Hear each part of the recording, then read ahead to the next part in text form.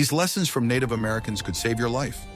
What would happen if you found yourself alone in the wilderness, without a smartphone, GPS, or a supermarket around the corner? Modern people, surrounded by technology, often forget the basic skills that for thousands of years allowed our ancestors not only to survive, but to thrive in the harshest conditions. The indigenous peoples of North America were masters of this art. Their knowledge was not just a set of instructions, but a whole philosophy of living in harmony with the world.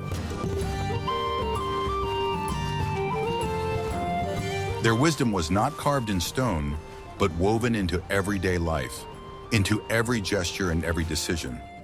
They did not conquer nature, but became part of it, listening to its language and understanding its laws. This knowledge is more relevant today than ever, because it teaches us the most important things: resourcefulness, observation, and deep respect for the world around us. These lessons are not just exotic stories about the past, but timeless wisdom that can change our perception of reality. They remind us that the most powerful tools for survival are not in our backpacks, but in our minds and hearts. Watch the video to the end, and you will learn how the ability to stack a few sticks correctly could save an entire tribe from a hungry winter. What if I told you that the most perfect house is one that can be assembled in an hour and carried away with you? For the nomadic tribes of the Great Plains, such a house was the Tipi. It was not just a shelter, but an ingenious engineering structure, refined over centuries. At its core was a frame of long, straight poles, usually made of pine, which were light and strong. 3 or 4 of the strongest poles were tied together and placed like a tripod. The remaining poles were attached to them, forming a perfect cone. This conical shape was not chosen by chance. It was incredibly resistant to the strong winds that constantly swept across the endless plains. The wind simply flowed around the teepee without damaging it, while any structure with flat walls would have been destroyed.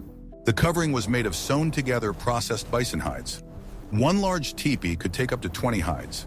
This covering not only protected from rain and snow, but also breathed, ensuring a comfortable microclimate inside.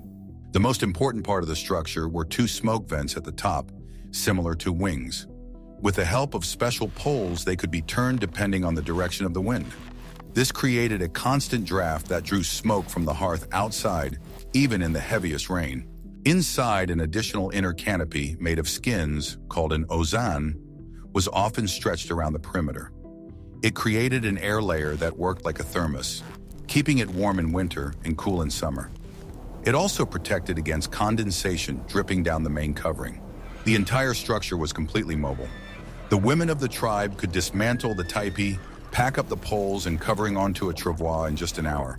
This allowed the entire camp to move quickly behind the bison herds. The entrance to the teepee was always on the east side, facing the rising sun. The interior was clearly organized: men's and women's quarters, and a place of honor for guests opposite the entrance. It was not just a dwelling, but a whole universe in miniature. The teepee was the ideal solution for life on the prairies, where conditions could change in a matter of minutes. It provided reliable protection, warmth, and comfort, while remaining lightweight and mobile. It was a real home that was always with you. Modern architects are still studying the aerodynamics and ventilation principles behind the teepee's design. What principles of this ancient dwelling do you think could be used in modern architecture? Share your thoughts in the comments. Are you ready to learn the truth about how fire was not just a source of warmth for indigenous peoples, but a living being? The ability to obtain fire was one of the most fundamental and sacred skills. In the absence of matches and lighters, this process required knowledge, patience, and enormous respect. The most common method was friction. This was done using a bow drill or a hand drill. A bow drill consisted of a bow with a leather strap as a bowstring, a drill bit made of hard wood, and a support block made of soft wood, such as poplar or willow. The bowstring was wrapped around the drill bit.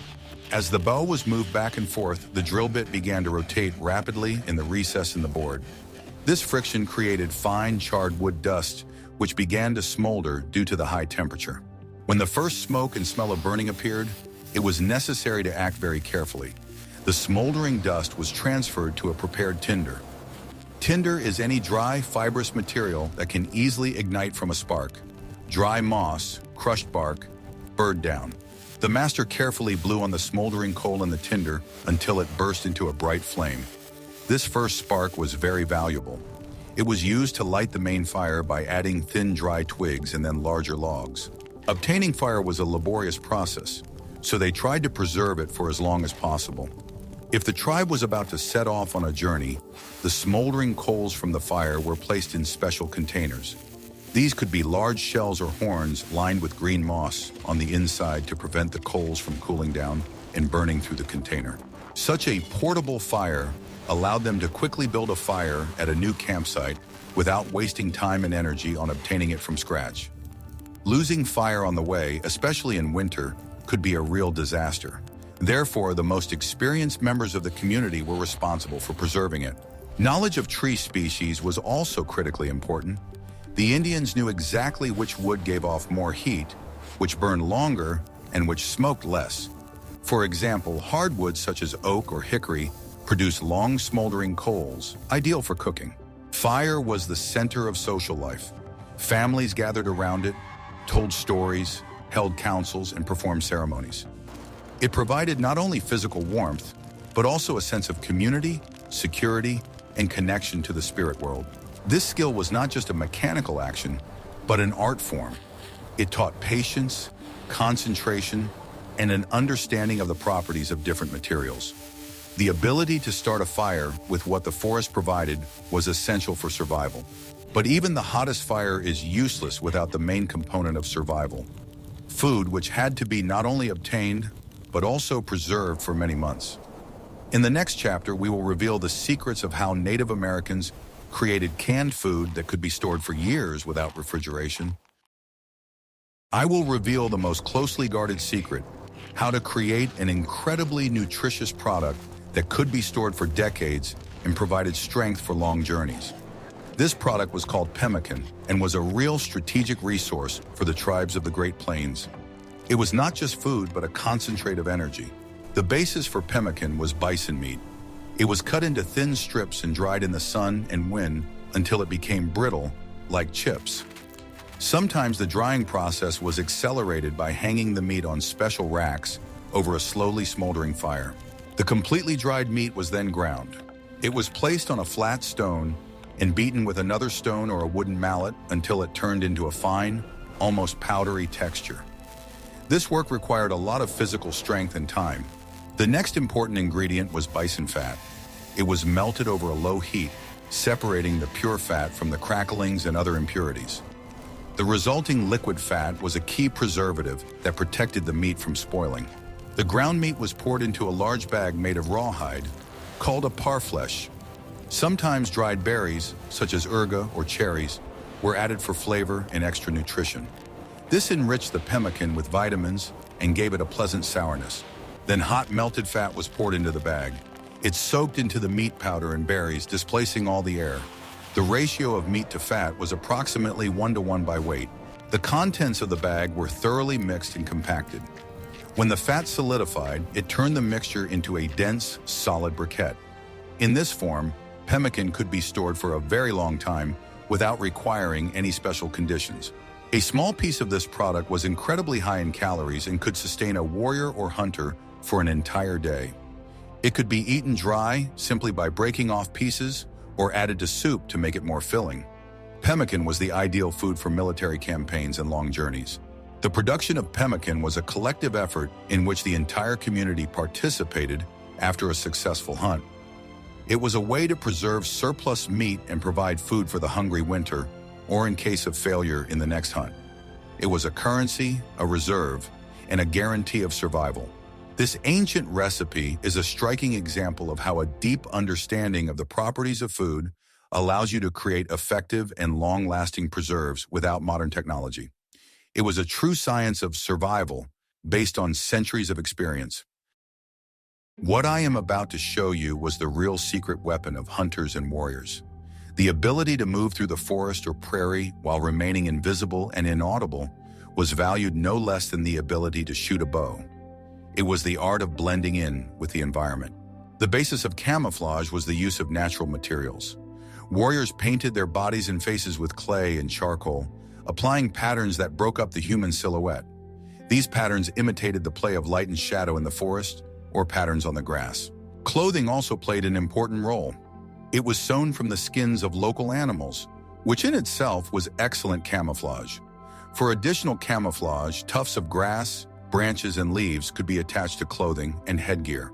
Special attention was paid to eliminating odors. Before hunting or going on a military campaign, men often rubbed their bodies and clothes with fragrant plants, such as wormwood or fir. This masked the human scent that animals can smell from hundreds of meters away. Silent movement was a separate science. The Indians wore moccasins, soft leather shoes that allowed them to feel the ground perfectly under their feet. In such shoes, it was possible to step on a dry branch and shift your weight before it cracked. There was a special walking technique, sometimes called the fox walk.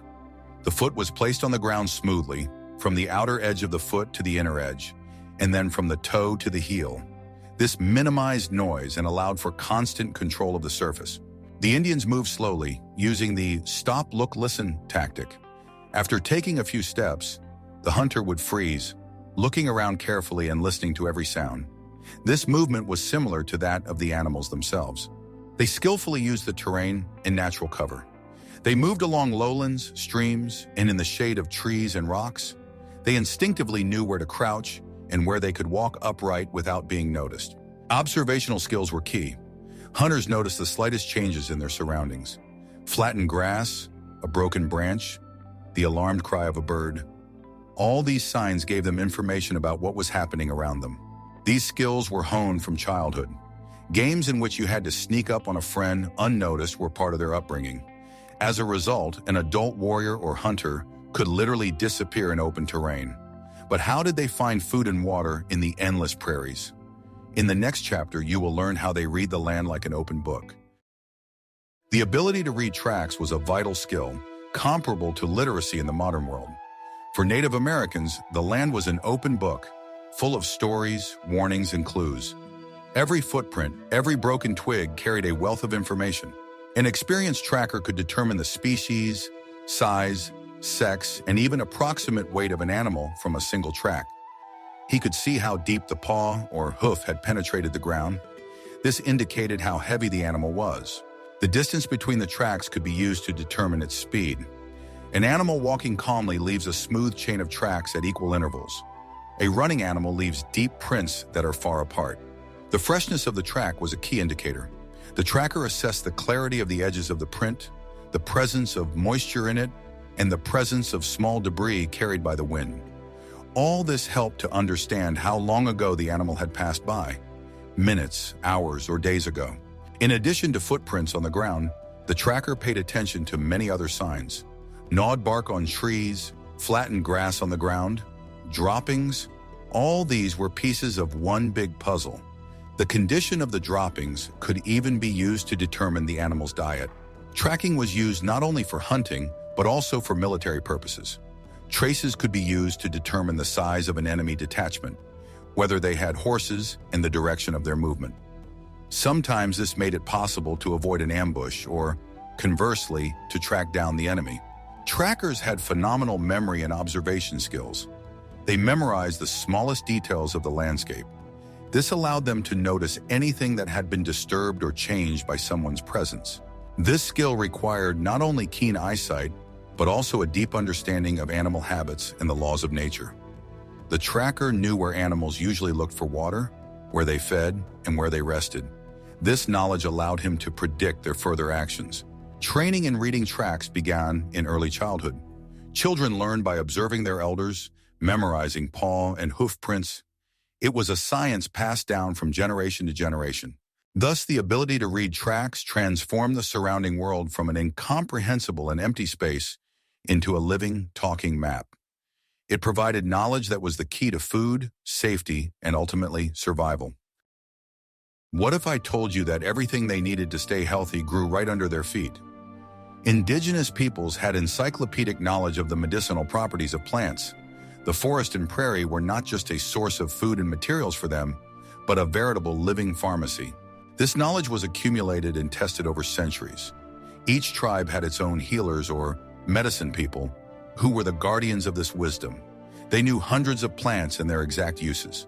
One of the most famous examples is willow bark.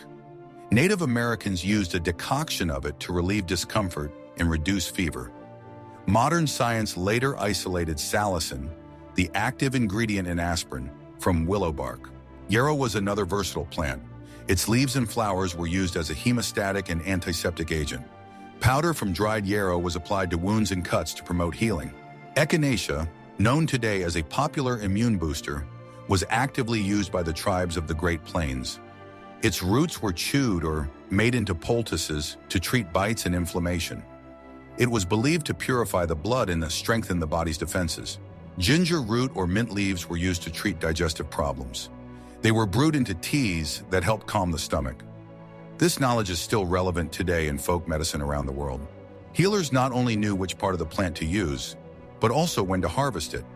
They understood that the concentration of active substances in the leaves, roots, or flowers varies depending on the season and the phase of the moon. Harvesting plants was a whole ritual. It is important to note that the use of plants was inextricably linked to spiritual practices.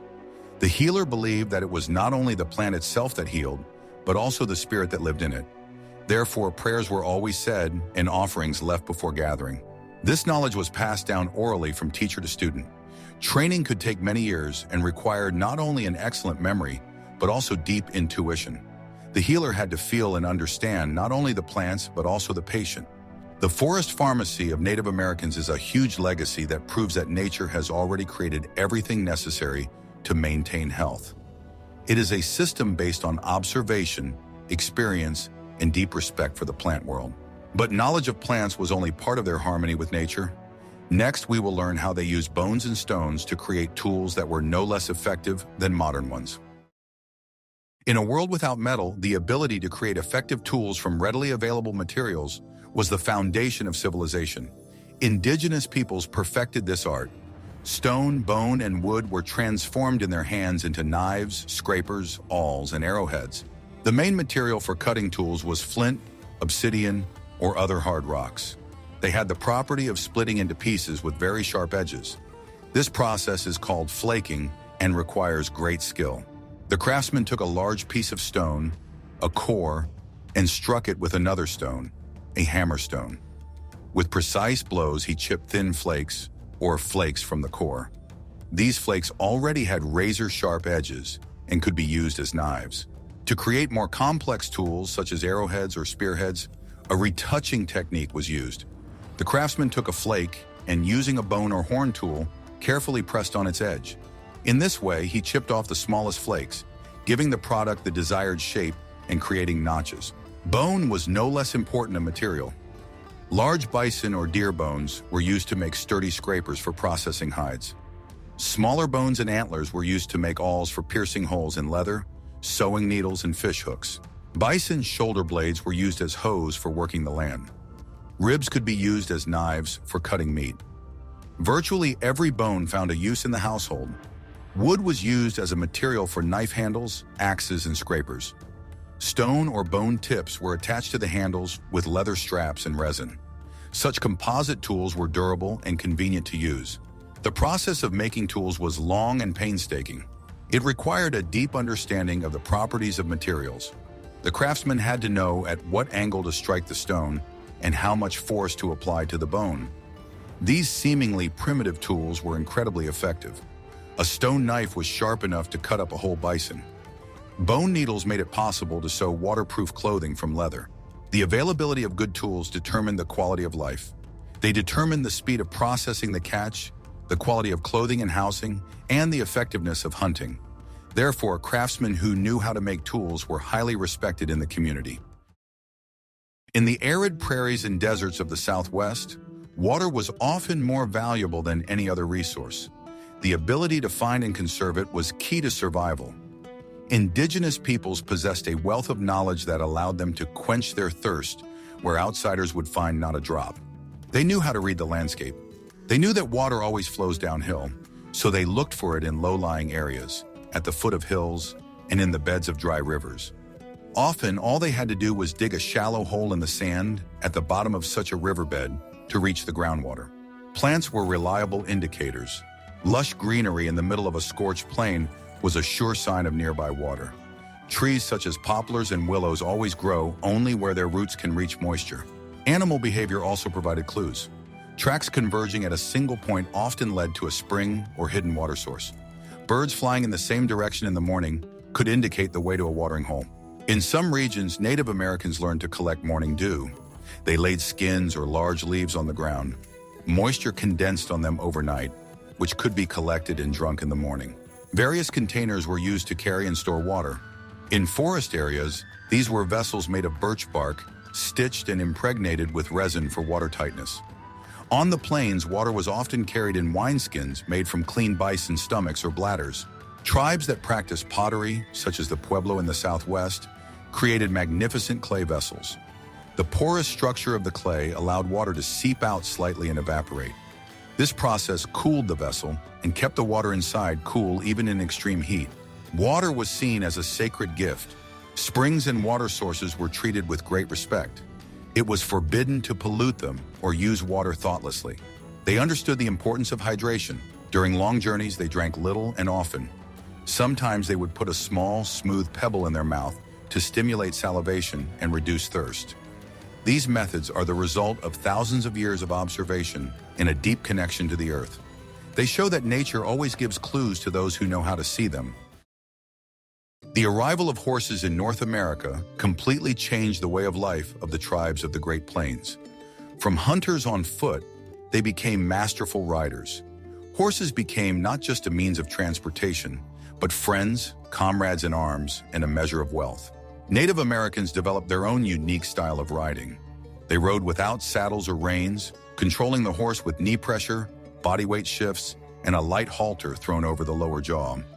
This ensured perfect contact and understanding with the animal. This method of control allowed the rider to have their hands completely free. They could shoot a bow, throw a spear, or fire a gun at full gallop. The warrior and their horse moved as one, giving them a huge advantage in battle and hunting. They were unrivaled masters at hunting bison from horseback. The rider approached the herd at full speed, chose his target, and struck it with arrows from close range. This tactic required incredible courage and honed skills from both man and horse. In battle, warriors used horses for swift attacks and quick retreats. One of the most impressive techniques was the ability to hang off the side of a horse, using its body as a living shield. The warrior held on to the mane, or a special loop, and could continue fighting. Horses were highly valued, and a good horse was a source of pride. Their breeding became an important part of the economy. Preference was given to hardy, fast, and intelligent animals capable of surviving on scant fodder in the harsh conditions of the prairies. Horses were treated almost like family members. They were decorated, painted with battle symbols, and cared for. It was believed that horses, like humans, had their own souls and spirits. Horses also made nomadic life easier. Instead of dogs, horses were used to transport luggage on travois. This made it possible to carry larger and heavier loads and to make tipis bigger and more comfortable. The mobility provided by horses allowed tribes to control vast territories. It changed their social structure, military tactics, and even their worldview. The entire culture of the Plains tribes of the 17th and 19th centuries was inextricably linked to this noble animal. The unity between man and horse became a symbol of freedom in the spirit of the Great Plains. It was a union based on trust, respect, and a deep understanding of the animal's nature. Behind all these practical survival skills lay something greater, a holistic philosophy and worldview. Native Americans did not see themselves as masters of nature, but only as an integral part of it. This principle was the foundation of their culture and the key to their long-term survival. They believed that everything in the world was interconnected: people, animals, plants, rocks, wind, and stars. Everything had a spirit and was part of a single great mystery. Disrupting this balance could lead to catastrophic consequences. This principle manifested itself in a respectful attitude towards resources. When a hunter killed a bison, he thanked its spirit for giving its life for the people. Every part of the carcass was used without waste, which was a sign of deep respect. They lived in accordance with natural cycles rather than trying to change them. Their lives were governed by the changing seasons, animal migrations, and the phases of the moon. This allowed them to always be in harmony with the world around them and its rhythms. Knowledge was passed on not through books, but through the spoken word, myths, songs, and personal example. Older generations taught younger ones not only what to do, but also how to think. They taught observation, patience, and the ability to see connections. The concept of property was very different from the European one. Land could not be bought or sold because it could not belong to a person. People belonged to the land, not the other way around. Decisions important to the whole tribe were made at a general council. Everyone had the right to express their opinion, and they were listened to with respect. The goal was not to win an argument, but to reach an agreement that would be best for the whole community. Time was perceived not as a straight line, but as a cycle. Everything repeated itself. Day followed night, winter followed summer. Life followed death and was reborn. This gave a sense of stability and confidence in the future. These principles shaped a society that was resilient and adaptable. Their strength lay not in technology, but in deep wisdom and the ability to live in harmony with the world. This is the main lesson of survival that they have left us as a legacy. We have examined only a few aspects of the vast heritage of the indigenous peoples of North America. Their lessons in survival are not just a set of techniques, but a holistic system of knowledge based on observation, respect, and a deep connection with nature. They show that humans can thrive in any environment if they are willing to learn from the world around them, rather than fight against it. In today's world, where technology creates the illusion of independence from nature, this ancient wisdom is particularly relevant. It reminds us of the importance of simple things: clean air, fresh water, the warmth of a hearth, and unity with those around us. These skills teach us not only to survive, but also to live more consciously and harmoniously. Perhaps we should all sometimes turn off our gadgets, go outside and try to read the language of the earth, as the Native Americans did. This is the path to understanding not only the world, but also ourselves. What other aspects of the life and culture of indigenous peoples would you like to see in our future videos? Suggest your topics in the comments and we will try to cover them. And don't forget to subscribe to our channel so you don't miss out on new journeys into the past.